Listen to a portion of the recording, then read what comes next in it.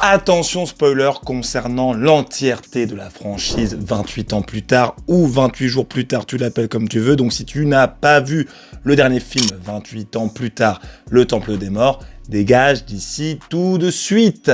Car oui, tu pensais peut-être que le pire c'était une Londres vidée de tous ses habitants et des infectés qui couraient plus vite qu'Usain Bolt. Eh bien non, parce qu'avec tout ce que nous livre 28 ans plus tard Le Temple des Morts, on se retrouve avec une véritable dinguerie qui remet totalement en cause le rôle des infectés dans l'univers de 28 ans et 28 jours plus tard. Je suis Ludo de Ludoverse et dans cette vidéo nous allons décortiquer le film 28 ans plus tard, Le Temple des Morts, donc revenir notamment sur la fin, bien évidemment, et tout ce que ça implique concernant la suite de la franchise, en passant par le vrai rôle de Jimmy Crystal et de son gang meurtrier, ce que représente vraiment l'Alpha Samson et les différents infectés, et pourquoi les actions du docteur Kelson changent tout concernant l'avenir de l'humanité, sans compter le teasing énorme de la dernière scène de 28 jours plus tard, Le Temple des Morts. Je vais le dire combien de fois dans cette vidéo, j'en ai aucune idée. J'espère donc que tu es bien accroché car on est parti pour l'univers de 28 jours, 28 semaines et 28 ans plus tard, etc.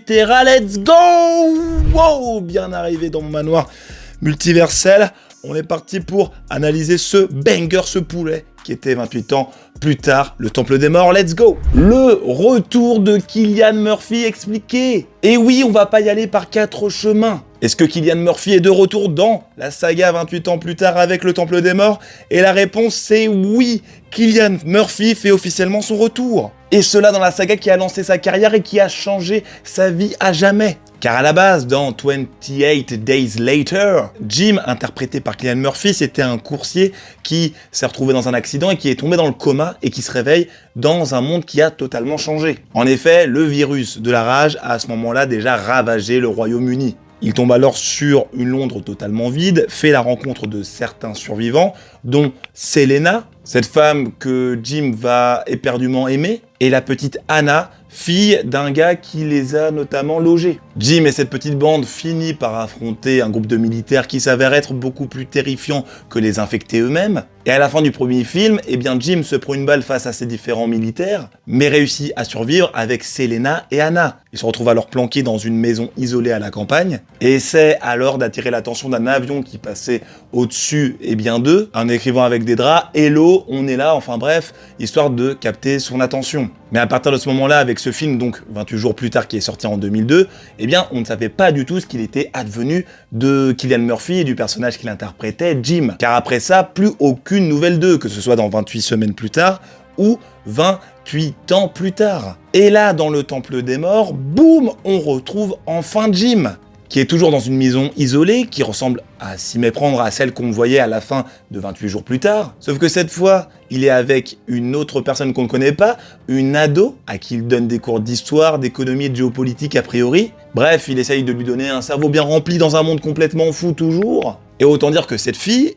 c'est sa fille, celle qu'il a probablement eue avec Selena. Car on le rappelle quand même, on est 28 ans après les événements du premier film, donc Jim a totalement eu le temps de se créer sa propre petite famille, de s'installer tranquillement dans cette petite maison et essayer de recréer un brin de normalité. Par contre, détail ultra important, il n'y a ni Selena ni Anna qui sont présents dans la scène finale de 28 ans plus tard, Le Temple des Morts. Sont-elles mortes, capturées, perdues ailleurs dans le Royaume-Uni?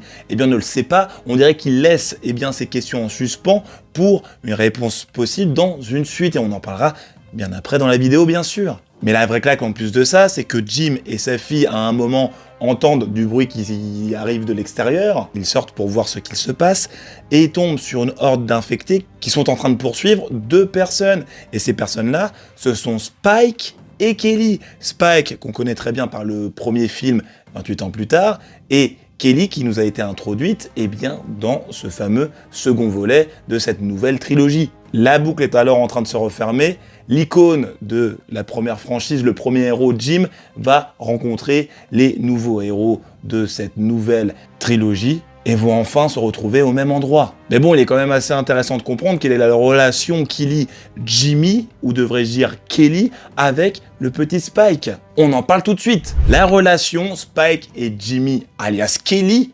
expliqué. Et ce qui est assez marrant avec 28 ans plus tard, le Temple des Morts, c'est qu'au début du film, tu te dis que le personnage principal de ce dernier, ce sera encore une fois notre petit Spike, qui a volé la vedette à Aaron Taylor Johnson dans le premier film 28 ans plus tard. Sauf qu'en fait, pas vraiment. Le film va tourner autour de deux autres personnages, le docteur Ian Kelson, qu'on avait vu donc dans 28 ans plus tard, et surtout Jimmy Crystal, qui avait été introduit également dans ce film, et qui est le chef d'un groupe, d'un gang de tarés, appelé les Jimmy. Et Spike, quant à lui, devient le témoin des actions horribles de ces Jimmy-là. Et pour rappel, car à la fin de 28 Years Later, on retrouvait Spike poursuivi par des infectés, mais qui avait été, entre guillemets, épaulé et sauvé par Jimmy et sa bande. Le chef étant Jimmy Crystal, interprété par Jack O'Connell, que vous devez bien connaître, pour son rôle de vampire, notamment dans le film Sinners. Oui, c'est le même gars, un véritable GOAT. Et donc ce Sir Jimmy Crystal propose à Spike de rentrer dans la bande, et de toute façon il n'a pas le choix, sauf que pour ce faire, ça devient quand même assez violent. Car pour devenir un Jimmy, il faut littéralement que tu tues un autre Jimmy. Et c'est comme ça que Spike se retrouve embarqué avec le groupe. On le voit au début du film tuer un Jimmy. Il se retrouve alors à mettre des perruques comme tous les autres. Et à partir de là, il devient, entre guillemets, le jouet du Jimmy principal. Obligé de les suivre, obligé de faire des choses terribles, obligé limite de tuer. Même s'il arrive quand même à esquiver certains ordres. Il assiste quand même à tout ce qui est torture, dépouillage de victimes. Bref, il est totalement traumatisé. Et dans cet enfer, il n'y a qu'une seule personne qui lui tend la main au sein des Jimmy, eh bien c'est la Jimmy Inc. de son vrai nom, Kelly, et qui était interprétée par Erin Kellyman, que vous devez bien connaître pour son interprétation dans la série Falcon and the Winter Soldier, qui voyait notre bon petit, Faucon, endosser le rôle de Captain America. Voilà, je vous cale, ça là. Et donc cette Jimmy Inc., c'est la dissidente du groupe. Elle voit très bien que Sir Jimmy Crystal, c'est une totale fraude, qui commence à raconter pas mal d'inepties, même si elle croit aux globalités ce qu'il raconte quand même. Mais malgré tout ça, elle empêche Spike de se faire jokeriser par un autre Jimmy, qui lui avait apposé un couteau entre les lèvres et qui était prêt à le buter. C'est elle qui le freine et qui le protège quand il tente de fuir. Et c'est elle qui garde un semblant d'humanité au milieu du carnage, même si elle n'est pas forcément des plus sympathiques quand même. Mais résultat, à force de survivre ensemble, Spike et Kelly deviennent un duo important du film. Et c'est notamment les deux seuls Jimmy qui survivent à la fin du film. Car tous les autres se font buter soit par leurs conneries, soit par les victimes qu'ils essayaient en fait d'éliminer. On en parlera un petit peu plus dans le détail, ne t'inquiète pas. Et c'est donc Spike et Kelly qu'on retrouve à la toute fin du film en train de se faire poursuivre, comme je te l'ai dit, par les infectés et qui sont repérés par notre bon petit Cillian Murphy, qui interprète Jim et sa fille. Et si Spike et Kelly représentent cette nouvelle génération qui a grandi dans ce monde d'infectés, eh bien Jimmy, lui, il représente ce qui arrive quand un humain est témoin de toute la transformation de la société et ce que peut devenir quelqu'un qui pète littéralement un câble en pensant qu'il est dans son bon droit. Et on va justement parler de sa folie absolue, eh bien tout de suite. La folie de Sir Jimmy Crystal expliquée. Et là, on entre dans le cœur malade du film, parce que 28 Years Later, Bone Temple, c'est tout simplement le film de notre bon petit Jimmy Crystal. Et Jack O'Connell, son interprète, le joue comme un véritable monstre en jogging. C'est monstrueux. Et déjà, petit rappel, parce que Jimmy, on l'a aperçu effectivement au début du film, 28 ans plus tard, le premier volet. C'est l'un des gosses qui regardait les Teletubbies à la télé pendant que l'infection était en train de se propager, jusqu'à ce que les infectés débarquent chez lui, bouffent sa mère et ses sœurs, tandis que ce dernier réussit quand même à se dégager de la maison et va se planquer dans l'église où travaillait son père qui était prêtre. Et c'est à ce moment-là que son cerveau vrille totalement. Son père, qui était déjà donc complètement pété du casque, voit l'arrivée des infectés comme un signe divin. Il appelle les infectés ses enfants. Il parle de jour du jugement dernier, de purification. Et Jimmy assiste à tout ça alors qu'il n'a à peine 8 ans, tandis que son père se transforme en infecté et lead un petit peu tout ce groupe pour sortir de l'église. Donc forcément, quand t'as un môme traumatisé qui assiste à ça, eh bien il faut pas s'attendre que le résultat ce soit un gars sympathique. Non, t'obtiens un adulte déséquilibré. Et donc Jimmy grandit en se persuadant que c'est un élu, qui ne se voit pas comme le fils de Dieu, non, mais comme le fils du diable, celui qui a été envoyé sur Terre pour purifier, cette dernière. Dans sa tête, les choses sont assez simples. Le monde est condamné, les infectés représentent la volonté supérieure et bien du malin, et quant à lui, Jimmy doit apporter ce qu'il appelle la charité à ceux qui résistent encore. Sauf que sa charité, c'est la souffrance. Il te fait goûter à la pénitence, à la torture, au dépeçage, à l'humiliation publique, ce à quoi assiste Spike tout au long du film, et nous, on voit Spike assister à ça, quoi. Et pour mettre son délire en scène, Jimmy se construit littéralement une secte. Il s'entoure de 7 types qu'il appelle les doigts de sa main, et donc comme je le disais, les étapes pour en faire partie, c'est tu tues un autre Jimmy, tu abandonnes alors ton prénom, et tu deviens alors un nouveau Jimmy. Plus d'identité, plus de passé, que des clones fanatisés qui répètent le dogme de Jimmy. Ce sont littéralement des apôtres démoniaques. Et ce qui rend Sir Jimmy Crystal encore plus terrifiant, c'est que c'est pas un délire pour manipuler les gens, il croit vraiment en ces conneries. Il entend des voix dans sa tête, et pour lui les ordres qu'il donne, eh bien ce sont tout simplement ceux que le diable lui chuchote à l'oreille. Sauf qu'au bout d'un moment, désolé, des gars comme ça, c'est obligé de mourir, et donc ils rencontrent le docteur Ian Kelson, car à la fin du film, en le rencontrant, il pensait qu'il était face au diable, au Old Nick, comme il aime bien l'appeler dans la version originale. Et après l'avoir poignardé, eh bien c'est lui qui se fait poignarder par l'un de ses Jimmy, notre petit Spike. Mais c'est même pas ça qu'il tue vraiment, parce que Kelly, une de ses Jimmy, eh bien décide de le crucifier à l'image de Jésus, sous les ordres de celui qu'on prenait pour le diable, donc le docteur Ian Kelson, et le Sir Jimmy Crystal se retrouve alors bouffé par des infectés. Et pourtant, avant de mourir, ce Jimmy voit ce qui semble être, selon ses yeux, totalement, on va dire, matrixé par le fait qu'il soit d'ailleurs crucifié à l'envers, vu que le diable, la croix c'est vers le bas, quoi. Vous voyez un peu le délire. Et il voit donc en cette version ultime des infectés, l'Alpha Samson, une représentation du diable, qu'il ignore et qui va rendre visite au docteur Ian Kelson. Et ça, c'est tout le sujet des 2 parties suivantes. L'Alpha Samson et l'infection de la rage expliquée. Là, on attaque le nerf de la guerre. L'Alpha Samson et l'infection qui touche le monde de 28 ans plus tard. Parce qu'on ne va pas se mentir, le Temple des Morts sert surtout à un truc. Nous dire que l'affection peut être comprise et surtout qu'elle peut être guérie. Et Samson, celui qu'on a découvert dans le premier film 28 ans plus tard,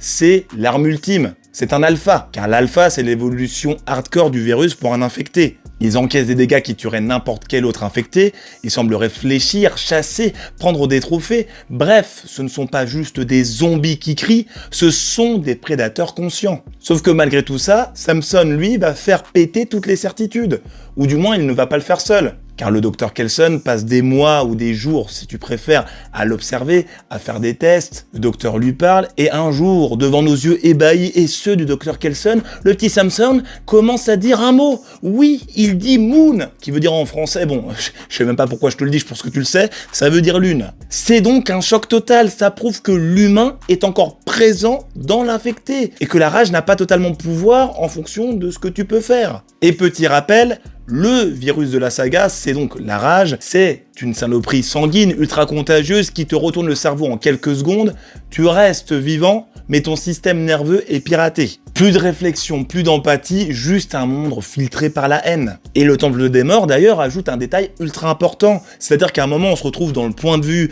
de Samson, et quand on regarde par ses yeux, on voit un monde rouge, et surtout que les gens qui sont non infectés, ils apparaissent comme des monstres, ce qui expliquerait pourquoi ces derniers vont jusqu'à les buter et leur arracher la colonne vertébrale, enfin dans le cas d'un alpha. Et c'est alors là que le docteur Kelson comprend un truc. S'il arrive à modifier la manière dont les infectés perçoivent le monde qui les entoure et les non-infectés, c'est-à-dire s'il arrive à soigner leur psyché, ça veut dire qu'il peut peut-être les ramener du bon côté, de l'autre côté, du côté humain. Le docteur Kelson bidouille alors un mélange de produits chimiques, de thérapie choc et d'expérience borderline sur Samson, le but étant de casser le filtre de sa rage sur son corps, et effectivement, ça fonctionne! Samson retrouve un regard humain, arrive à parler, et en plus de ça, garde toute sa puissance d'alpha, avec sa résistance et ses caractéristiques. Donc en gros, tu te retrouves face à un humain conscient, dans un corps d'alpha, immunisé contre l'infection. Par contre, les infectés, eux,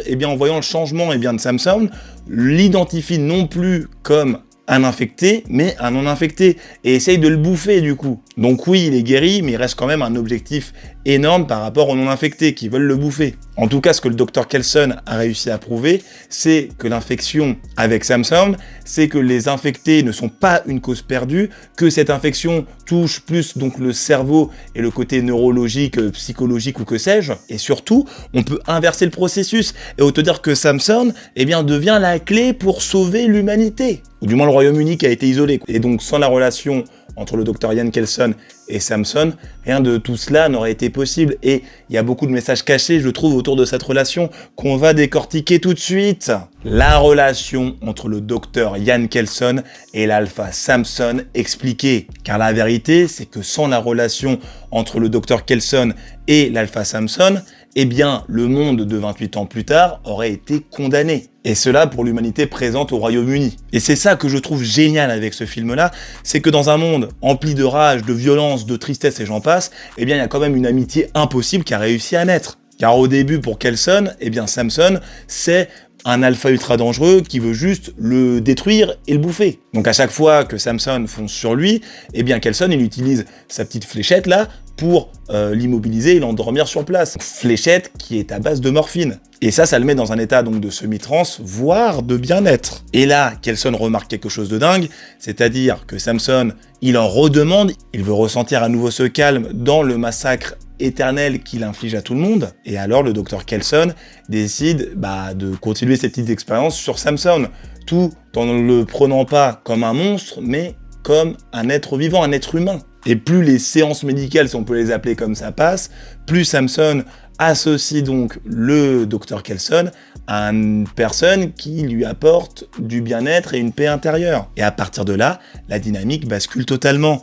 Samson arrive même à épargner le docteur Kelson alors qu'il n'était plus du tout, infecté, on va dire, par la morphine. Kelson commence alors à jouer avec lui, à danser avec lui, à échanger, à parler, à lui raconter pas mal de choses. Il lui demande juste une chose pour le laisser en vie, c'est qu'il puisse lui montrer un signe qu'il est en train de retrouver son humanité. C'est alors là qu'il lui balance le mot donc de lune qui le choque et qui lui donne une possibilité de le soigner. Et j'ai traduit cette relation et le message que veut nous renvoyer le Temple des Morts comme un message d'espoir. C'est que malgré les horribles choses qu'on voit commises par les infectés et les humains, il ne faut pas perdre espoir. Le Dr Kelson n'a pas perdu espoir sur les infectés et ça met vraiment en avant un message de résilience. Donc oui, sans Kelson, Samson serait resté une arme à jamais. Et sans Samson, Kelson n'aurait jamais eu la preuve que l'infection pouvait être inversée et que les infectés pouvaient être sauvés. Et le moment qui scelle leur relation, c'est quand le Dr Kelson se fait planter par Sir Jimmy Crystal et que Samson vient quand même jusqu'à lui pour lui rendre un dernier hommage, le remercier de l'avoir soigné et de lui avoir redonné son humanité. Il porte alors son corps et l'emmène loin, on peut l'interpréter comme ça, pour éviter que les infectés ne le bouffent. Et maintenant qu'on a compris tout ça, je trouve qu'il est quand même assez important et intéressant d'expliquer ce qui se passe vraiment dans la fin de 28 ans plus tard, le Temple des Morts. Et je vous le raconte assez rapidement, histoire que vous ayez tous les éléments. La fin de 28 ans plus tard, le Temple des Morts, enfin expliqué. Car à la fin de 28 ans plus tard, le Temple des Morts, Jimmy Crystal arrive dans le temple de notre Dr Kelson en pensant que c'est le diable incarné. Et pourquoi il pense ça ? Parce que une de ces Jimmy Inc., avait observé le Dr Kelson de loin et avait remarqué que ce dernier avait une peau rougeâtre qui fait penser bien évidemment au diable. Il le voyait danser avec une créature du démon, donc Samson, et cela au milieu d'un temple des eaux. C'est pour ça que Jimmy Inc. a raconté tout ça à son gang et à son chef, Jimmy Crystal, qui s'est dit « Oulala, attends, est-ce que c'est vraiment mon père, la personnification du diable qui existe ?» Et donc, Jimmy, il est parti discuter avec le petit Dr Kelson, sauf que Kelson lui explique que ce n'est pas un démon. Et donc Jimmy, lui, veut l'épargner, étant donné que ce gars était quand même vachement sympa avec lui, il l'a beaucoup écouté parler du passé, ils ont échangé, etc. Il lui demande alors une chose, c'est de convaincre le reste de son gang que c'est en fait le chef des démons et qu'il est là pour donner des ordres directement à son fils favori, Jimmy Crystal. Kelson improvise alors un show de malade à base de musique, de flammes, de danse. J'ai envie de dire que c'était l'une des meilleures scènes de film que j'ai vues de ma vie. Est-ce que j'exagère ? C'est possible, ou peut-être pas, parce que c'était vraiment phénoménal. Ça nous prend tout. La scène nous prend tout.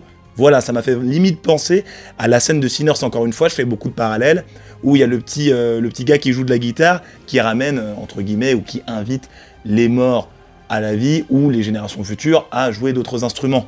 C'était fou. En tout cas, cette mise en scène qui convainc tout le monde, je l'espère, arrive à convaincre aussi les autres Jimmy. Il gobe que le Dr. Kelson, c'est le diable, sauf que tout part en vrille quand le Dr. Kelson remarque qu'un des Jimmy, eh bien c'est le petit Spike, et on le rappelle, les deux ont eu une forte relation dans le premier 28 ans plus tard. Le Dr. Kelson ayant aidé la mère de Spike à trouver la paix en mettant fin à ses jours, étant donné que cette dernière était atteinte du cancer. Kelson se retourne alors contre le Jimmy principal et demande aux autres Jimmy de le crucifier. Sir Jimmy Crystal est donc obligé de changer un petit peu sa manière de faire et prend un couteau pour prouver aux autres que finalement le Dr. Kelson, ce n'est pas le diable. Le Dr. Kelson s'effondre et malheureusement Jimmy Crystal demande à ces autres Jimmy de s'emparer de Jimmy Inc. qui cherchait effectivement à capturer directement le Jimmy Crystal. En voyant que cette dernière n'était pas totalement fidèle à ce dernier, il a voulu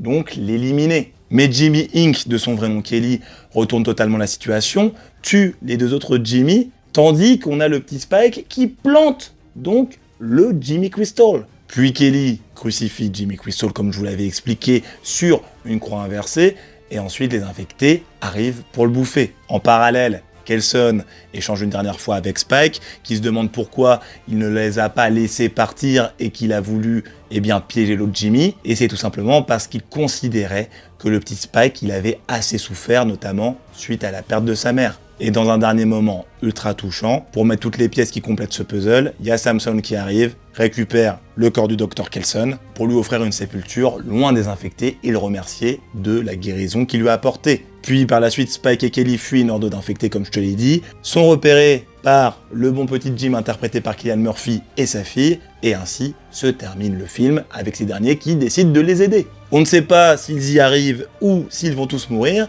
mais en tout cas une chose est sûre, la réponse sera présente dans la suite. 28 ans plus tard, partie 3, va-t-il sortir ? Car oui, on ne va pas encore une fois tourner autour du pot, 28 ans plus tard 3 va bel et bien sortir, il est en développement. Car déjà le revival de cette franchise avait été pensé avec une nouvelle trilogie. 28 ans plus tard, le Temple des Morts, et le troisième film qui n'a pas encore de nom. Et ce film-là vient pour conclure cette trilogie avec normalement un petit Cillian Murphy au centre de toutes les intrigues, qui reprend donc son rôle de Jim. Le troisième volet a été confirmé récemment, car les test screening, comme on les appelle, les premiers visionnages du Temple des Morts, avaient eu un succès phénoménal d'une certaine manière, donc ils se sont dit « let's go », on donne notre go justement pour ce petit projet. Parce qu'à l'époque, ce qu'il est bon de stipuler, c'est que les deux premiers films de la trilogie 28 ans plus tard ont été tournés à la suite. C'est pour ça qu'on a eu une sortie aussi rapprochée des deux volets, avec 6 mois d'écart à peu près, donc très très cool. Et d'ailleurs, je crois que ça fait pile 28 semaines d'écart entre les deux moments où les films sortent, histoire de faire un petit clin d'œil aux différents projets qu'on connaît dans l'univers de 28 ans plus tard. Mais pour revenir au troisième volet, le plus beau dans tout ça, c'est qu'on retrouve à nouveau Danny Boyle à la réalisation, sachant que c'était Nia DaCosta qui réalisait le deuxième volet, et Danny Boyle, il était là pour le premier, même si j'avoue que j'applaudis le boulot de Nia DaCosta, parce que quand même elle a fait un film phénoménal avec le Temple des Morts que j'ai surkiffé, je le dis. Celle qui avait fait The Marvels, et moi j'avais pas été totalement convaincu par le film, donc autant dire que là, elle m'a récupéré. Et au scénario, on retrouvera également Alex Garland, qui était là depuis le premier 28 ans plus tard, et évidemment 28 jours plus tard. J'avais kiffé ce qu'il avait fait avec Civil War d'ailleurs, j'avais fait une vidéo critique sur la chaîne, je t'inviterai à regarder. Donc yes, pour finir cette trilogie, on retrouve le duo phare, Alex Garland et Danny Boyle, ceux qui nous ont fait rêver avec, enfin rêver, je sais pas si c'est vraiment un rêve, mais qui nous ont fait kiffer avec 28 ans plus tard et 28 jours plus tard. Reste à voir maintenant si les infectés survitaminés qui sont présents avec les alphas, etc., s'ils pourraient quand même résister à l'attaque d'un zombie invincible, ou d'un chef de guerre Navi, on va dire, un soldat bleu prêt à devenir le chef de Pandora, et j'en parle juste ici dans les vidéos qui sont juste là, donc n'hésite pas à cliquer. C'était Ludo du Ludoverse, abonne-toi, partage, like, commente, super boost, n'oublie pas de checker la description pour les Ludo Rocco et les Ludo Bon Plan. Voilà, il me reste plus qu'à te dire bonne soirée, bonne journée, ou que sais-je, et je te dis À la prochaine. Salut!